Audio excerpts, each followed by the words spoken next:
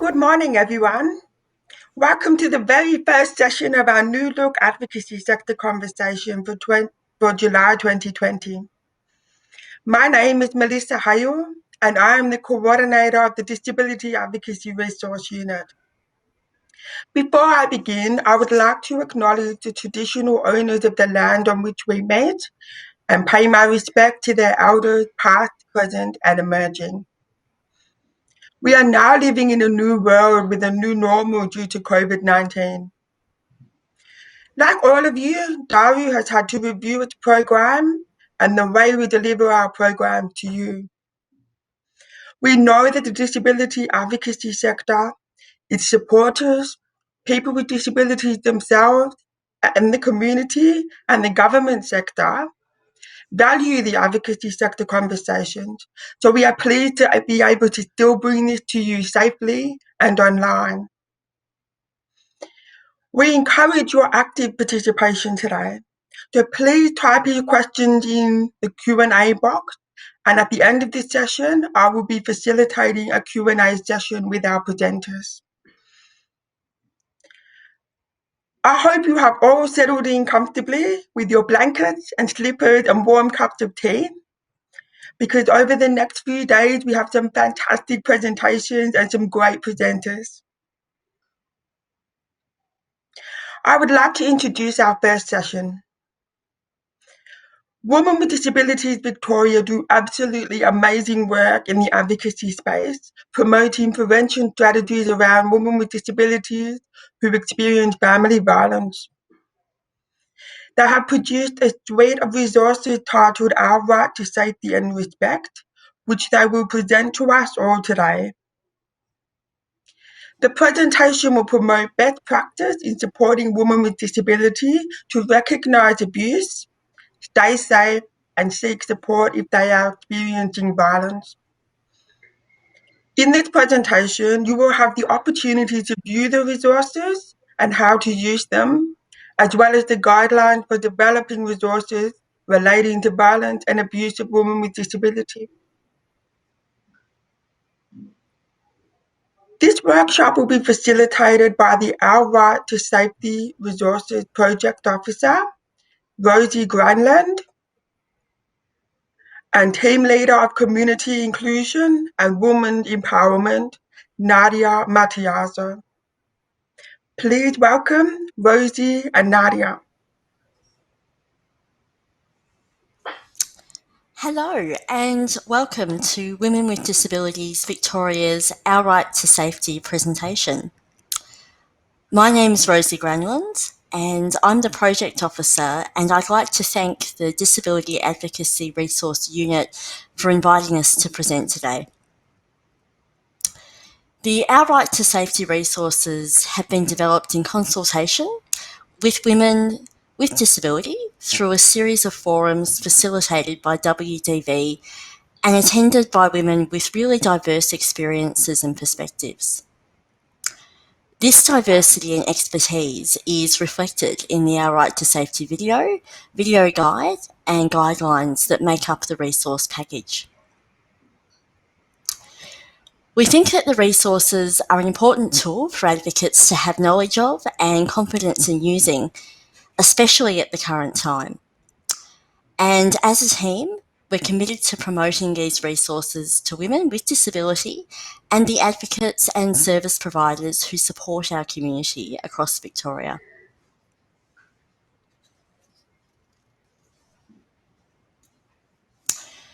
Before we begin, we'd like to acknowledge the traditional owners and custodians of this land, the Wurundjeri and Wadawurrung nations, from which this presentation is taking place.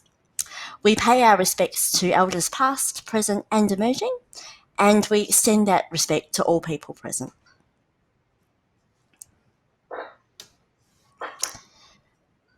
The material or discussion in this presentation may be confronting, and if you find any of the material in the presentation distressing, or you need help or support, you can call 1-800-RESPECT on 1-800-737-732. That's 1-800-737-732. 732. Or you can go to their website www.1800respect.org.au. They're available 24 hours a day, 7 days a week.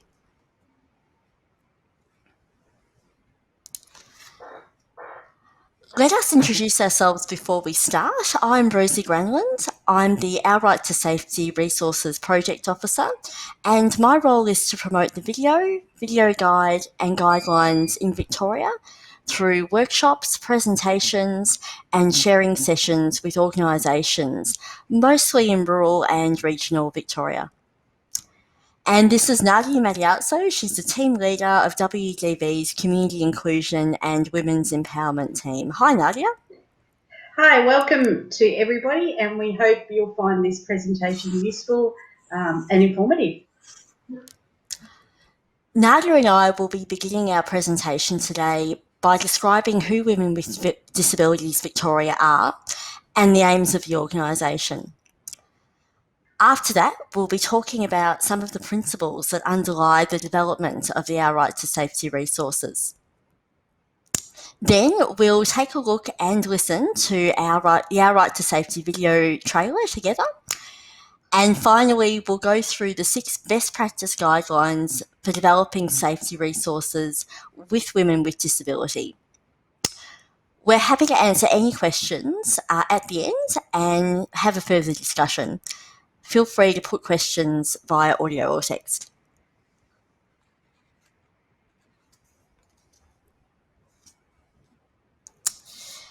The Our Right to Safety Resources project is consistent with the aims and the mission of WDV.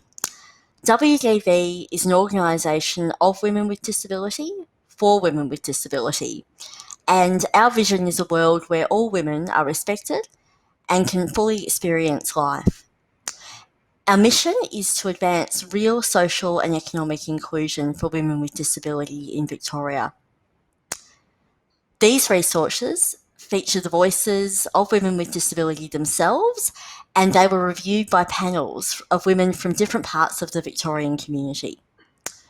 They reflect a real diversity of experience, and we hope to help service providers and community organisations be person-centred in their approach and view prevention practice through an intersectional lens and place lived experience at the centre of resource design.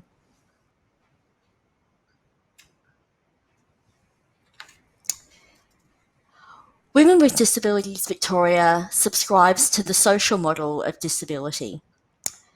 This way of thinking about disability is focused not on deficits, but on the barriers to access and participation that are created by structures and systems and practices in a society in which people live. As women who identify as having disability, both Nadia and I could give different examples of barriers to participation that we've both experienced in our lives. Nadia, can you give an example from your life that would help people to understand? So I'm a blind woman with a disability. So for me, the barriers that I would encounter would be very much different to the barriers that somebody else might encounter. For me, physical access to the environment, finding a way to get to access the environment in a safe and inclusive way is important to me. Access to information and in an accessible way, whether that be via audio, via e-text, via braille, is also important to me. And also things like accessible websites and accessible virtual ways of communicating, especially in the current space, is very important to me. So if I experience barriers in these spaces, that poses a great challenge to me in terms of my ability to participate in the community and therefore to be included in the community. Thank you. In terms of my own experience, I myself was born with a bilateral cleft lip and palate, which means that verbal communication was very challenging for me until I was in my mid-teens. This had an impact on my experience of school in particular, And luckily, I had teachers who adapted verbal activities to become written and visual activities for me. But what would have assisted me would have been funding and financial assistance to access speech pathology services to support communication for social and everyday interactions.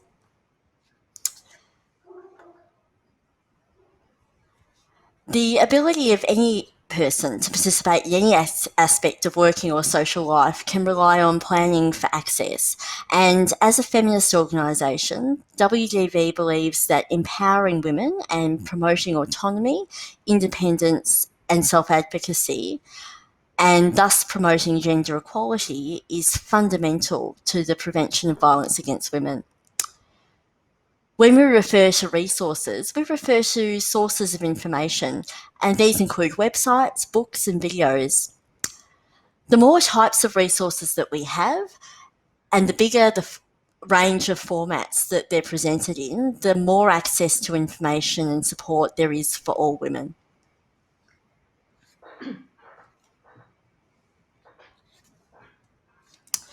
On the screen are the covers of two separate books, the video guide and the guidelines.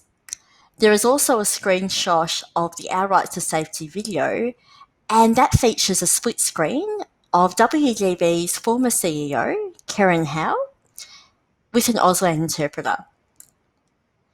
The Our Right to Safety resources consist of the video guide in accessible formats, including Easy English, and the guidelines book. All of these can be ordered by contacting WDV directly and accessed via our website. They all feature contributions by women with disability from across Victoria.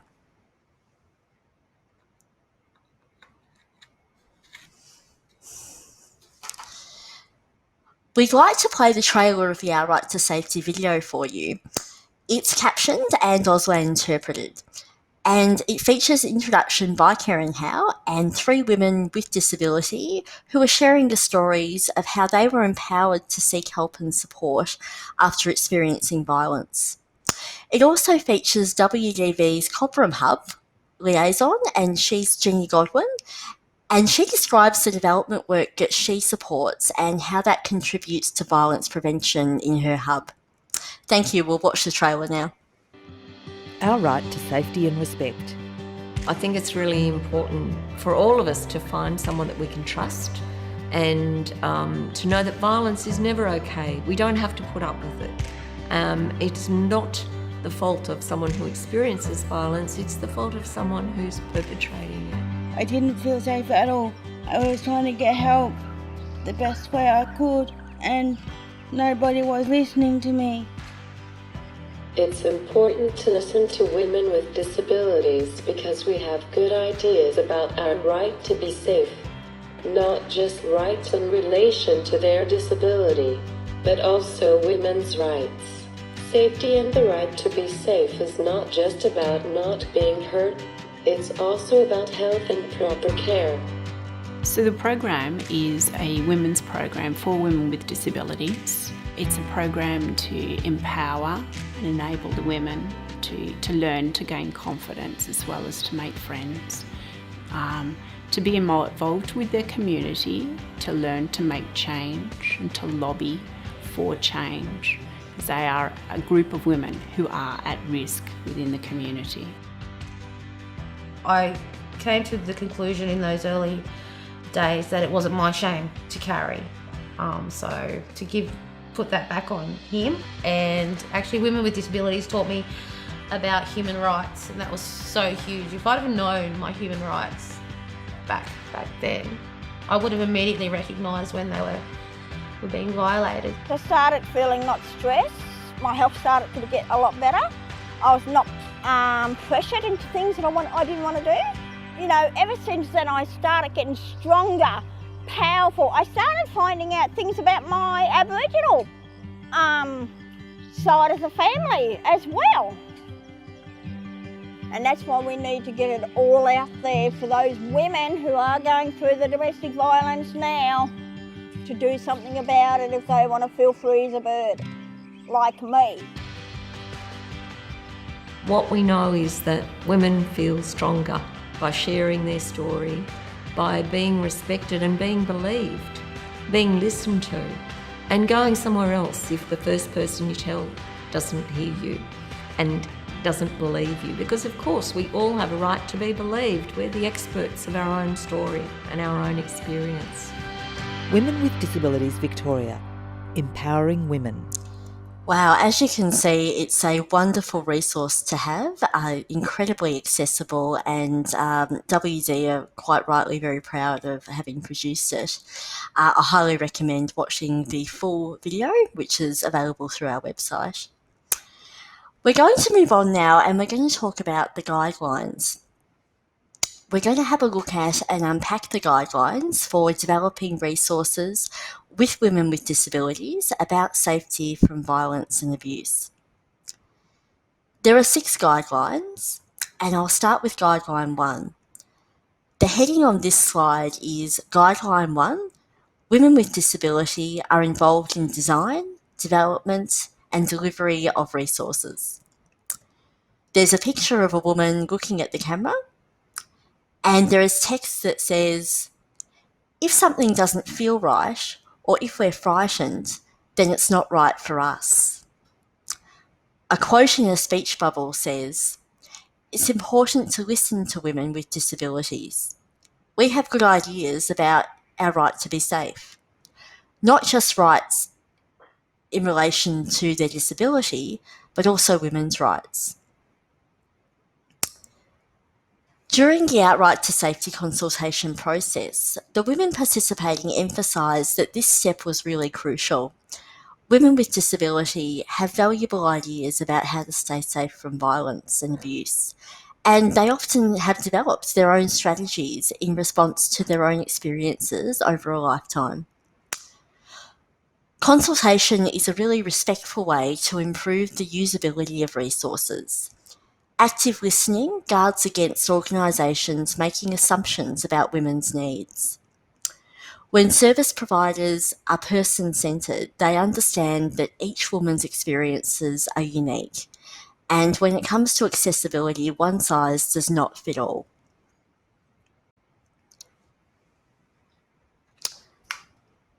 The heading on this slide is Guideline 2.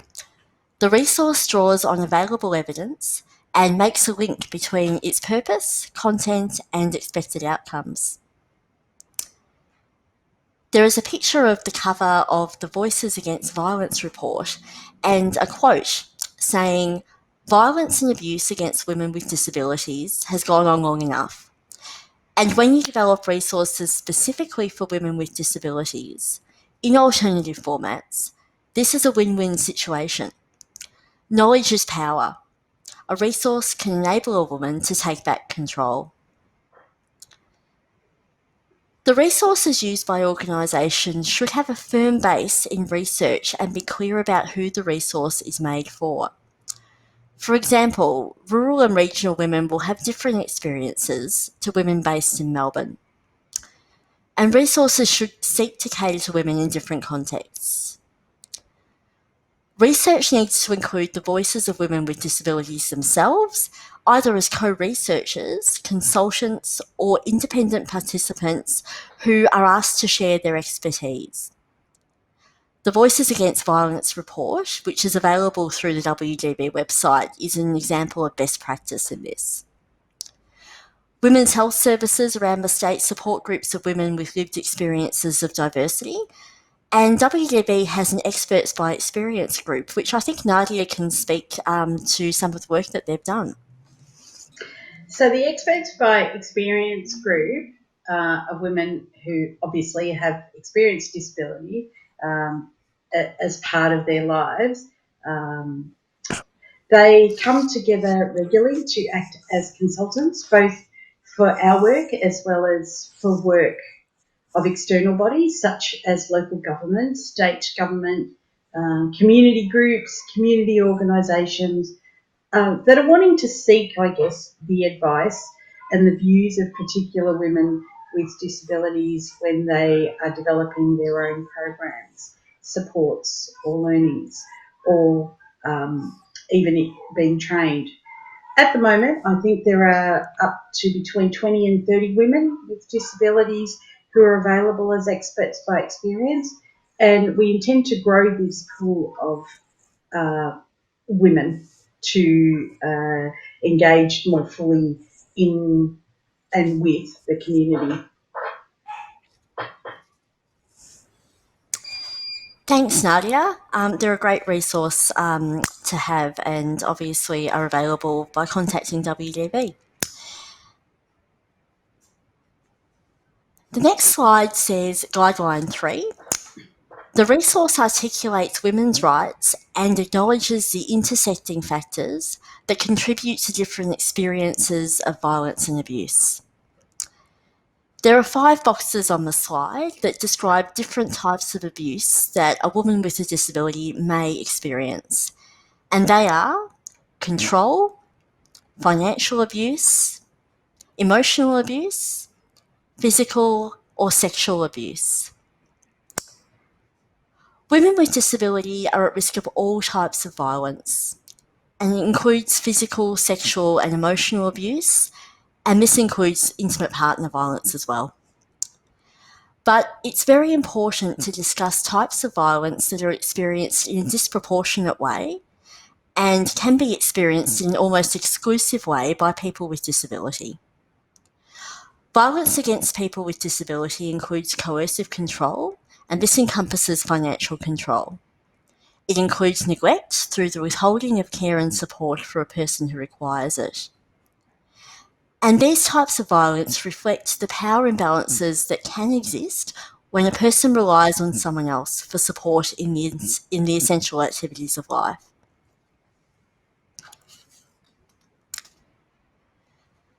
People with disability can spend amounts of time in congregate settings, which can be segregated from the mainstream, and this includes group housing situations and day services. They may have to spend significant amounts of time with people with whom they would not themselves choose to spend time with. Preventing violence against women with disability is about legal safeguarding, which is incredibly important. However, it's also about transformative change in the way people with disability are included and empowered to be active participants in community life. It's about choice and about challenging social and cultural norms. The most effective safeguards are natural ones that come from having friends, colleagues, teammates who can look out for each other. Those natural community safeguards against abuse come from full inclusion and participation in all aspects of Australian life.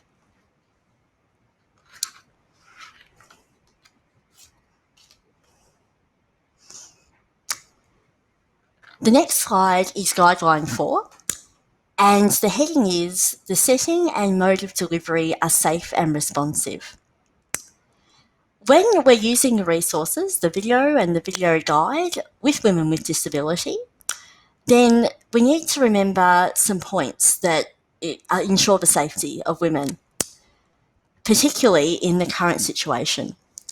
There are 5 different points on the slide, and I'd like to go through each of them.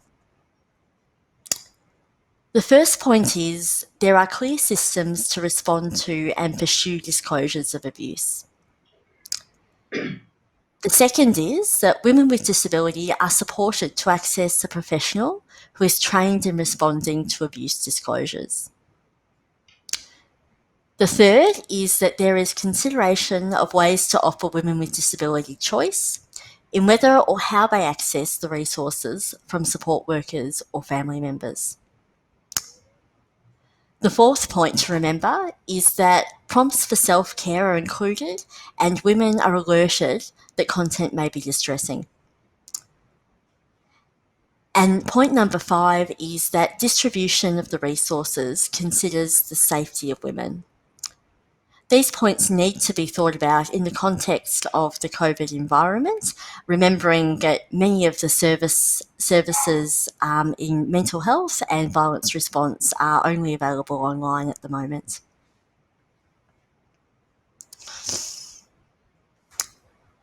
The next slide is Guideline number 5.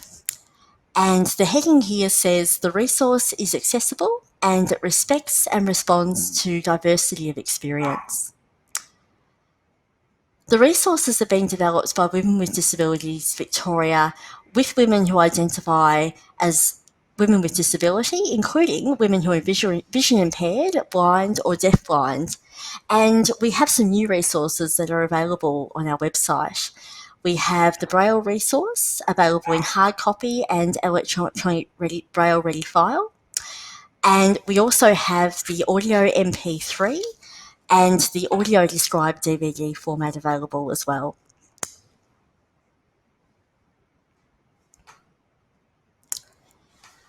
I'll move on to Guideline 6, and this is our final guideline. It says that the resource promotes personal empowerment and offers multiple options or strategies. There's a picture of 3 women at a WDV workshop, and there are 3 quotes from women. And those are saying that knowledge has power, and unless you use it and share it, and it has no power. We'd like to make this world one worth surviving for. Make sure women know about their rights. Everyone deserves respect. Keep it short and simple, use easy English, and use pictures. And the final quote says, a good future will be one where we have safe places to learn about our rights, to disclose, and to be supported. Addressing gender inequity is as important in fighting violence against women with disability as it is in combating violence against women generally. And empowerment through education and community building and leadership development are all key to preventing violence. The WDV regional leadership hubs are a great example of how this can work. Hub members can network with peers at meetings and member events, and they can make community connections through local outreach and collaboration and build skills through WDV leadership development programs such as the Enabling Women program. Our Right to Safety workshops make up just one aspect of violence prevention for the regional hubs. We'd like to end by directing you to the WDV and coronavirus response resources and also our new family violence response resources, and both of those are available on the WDV website at www.wdv.org.au/news/WDV and coronavirus. Our family violence response resources are available at www.wdv.org.au/new resources, family violence response for women with disabilities guides. And those resources are new. They've been put up on the website to assist organisations, particularly in the current environment, and to assist response organisations to enhance and make accessible their services for women with disability. And that concludes our presentation. We'd love to take some questions from people. Thank you so much. Thank you very much, guys. That was really, really good. I think before we go to questions, the first thing I would like to do is highlight that there were a few questions about whether the slides will be available after this. Yes, the whole recording of this session plus the slides associated with it will be available on the Daru website as usual. So everything will be available later when this is all finished. So we'll go to question and answers now. So if you have a question we would like to ask, please type it in the Q&A box on your screen and I will pop them up on the screen now. So we've got our first question. So if a woman with a disability discloses abuse or you suspect that they are being abused, what is the right process for referral or reporting that you suggest advocates take? I'd like to start by describing how we are presenting the resources to women with disability and talking about them with groups of women. At our workshops, we've engaged the assistance of advocate counsellors from local CASAs in each area that we work, and we're working really closely with them to make sure that support is always available for women when they're speaking about violence and abuse. Particularly in a group, we may hear other people disclose stories about violence and abuse, and that may be traumatising in itself. So we're working really closely and making sure that those services are available and really thinking about how accessible they are, particularly in the current environment. We know that many services have gone online, they're telephone only, some of them, and so we need to make sure that women can easily access them and that we've coordinated with services before we present those resources and ensure that they're accessible in a way that women can use them. Nadia, do you have any other ideas? Rosie, from a general perspective, I'd like to say that if you are speaking to a woman individually, and you need to acknowledge how she's feeling, and you need to acknowledge the situation that she may be experiencing. You need to listen. You need to provide a space, a safe space, for her to talk. For instance, if she wants to talk to you or somebody else later, that should be provided. If the disclosure is made in larger settings, for instance, maybe suggesting that you could hold a conversation outside of the setting after the event or during the break. And also make sure that you have a set of resources that you can refer the woman to or women to if they have any questions or if they need support. If they're an advocate working with an organisation, I would suspect that many of the organisations already would have a process in place in terms of how to deal with disclosure. And I would also suggest that they speak to their manager or someone in the organisation that can support the advocate through the disclosure, because it's not just about the person who is disclosing, it's also about how you manage yourself and how you can support yourself, how you deal with the situation yourself. Yeah, thank you for that. Very tricky. Can I go to the next question, please? So the next question says, are workers in mainstream women's services trained appropriately about violence and abuse in relation to women with disabilities? What we're hearing from around Victoria, particularly in rural and regional Victoria, where I work primarily, is that organisations who respond to violence against women are really, really crying out for more information. They know that they want more information. They want to make their services really accessible to women with disability. And so we've had a huge amount of interest, both from Victoria and interstate, about these resources and how they can be used by organisations to help prevent violence, but also help women seek the support and help and healing that they need. So we know that many organisations already have expertise within their ranks, that many organisations recognise that they need to have more expertise, and so they are really seeking that out. So we're very, very happy that we've had such a wonderful response from across the state. Thank you. So the next question is, what is Women with Disabilities Victoria's experience with CASA in terms of providing their services to women with intellectual disabilities in an inclusive and accessible way?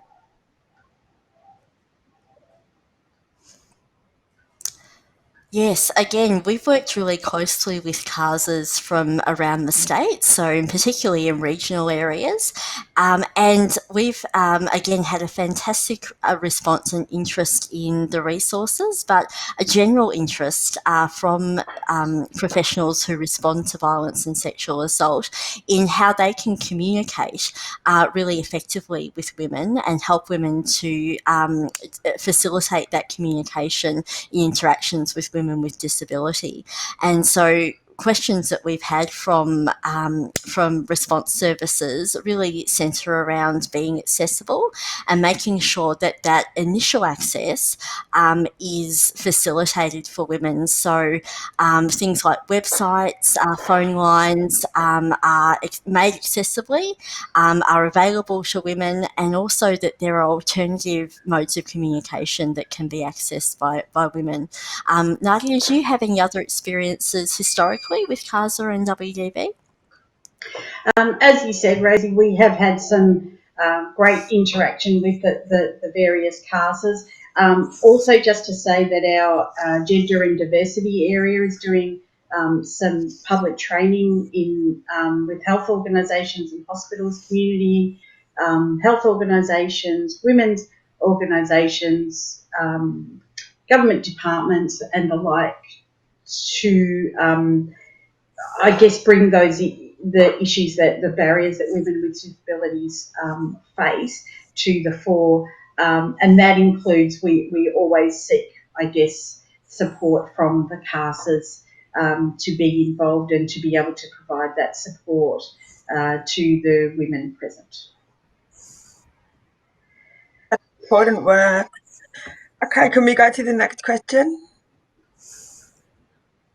So I think I've seen on TV or somewhere else that 1800 Respect also does a lot of work for people with disabilities. Is that correct?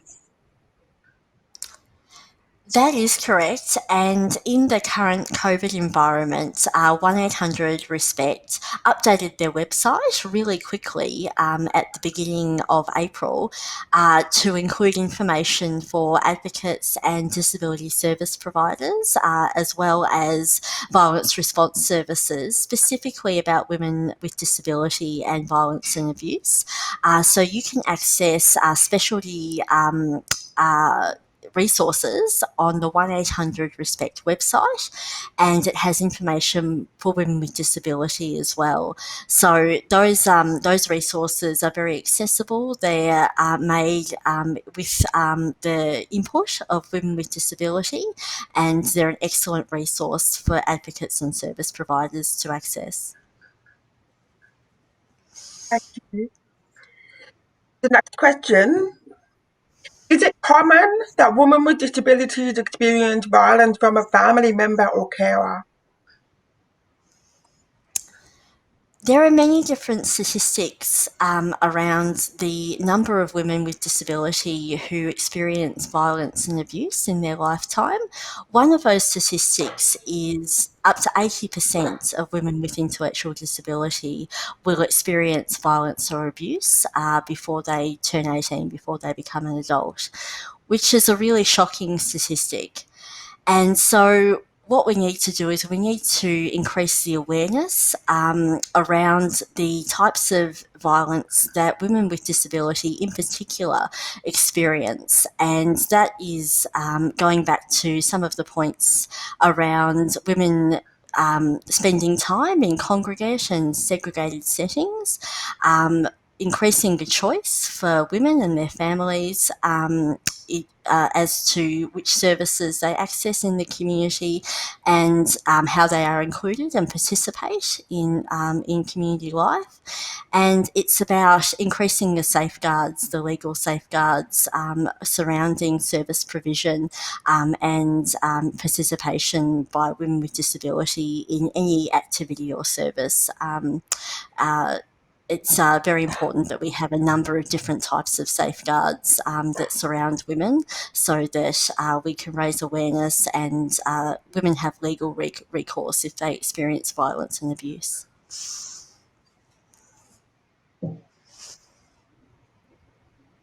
I just want to jump in. Yeah, go ahead.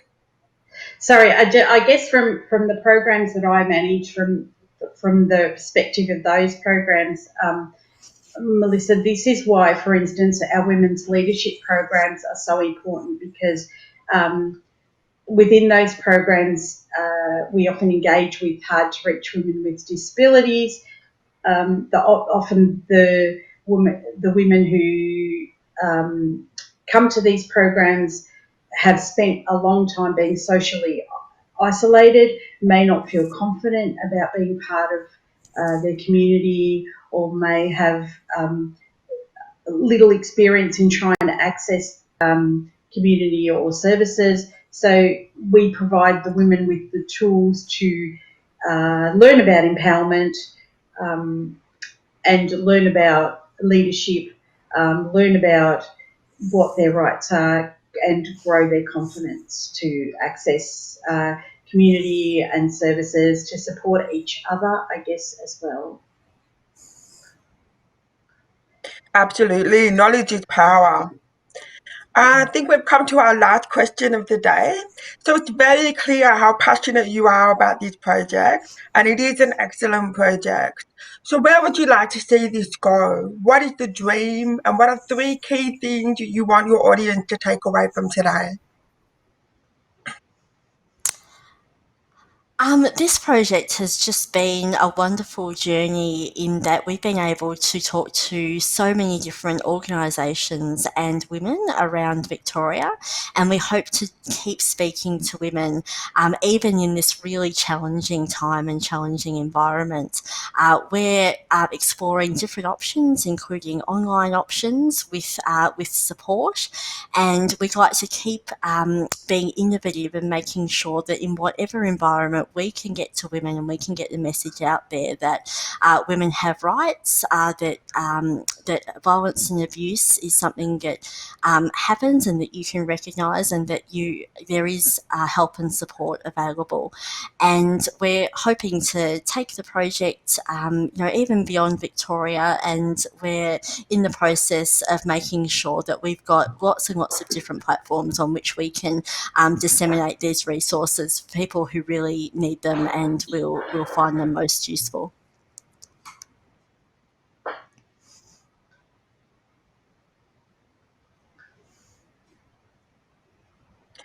Great. Well, you know what? I've had the pleasure of working with Women with Disabilities Victoria as a woman, as a worker, through Daru, and in many different capacities. And you are, as an organisation, one that definitely leads the way in empowering women and in making sure that you incorporate lived experience. And you're definitely doing an amazing job in making sure that those dreams become a reality. So thank you very much for today. I wish you all the best in making those resources do exactly what you want them to do. And I'm sure advocates watching today will take them away and use them well. So thank you very much. Thank you very much. Thank you. Everybody, we're coming to our close to our first session today. And it's very exciting because we've got 2 more really exciting presentations coming up tomorrow and then on Thursday.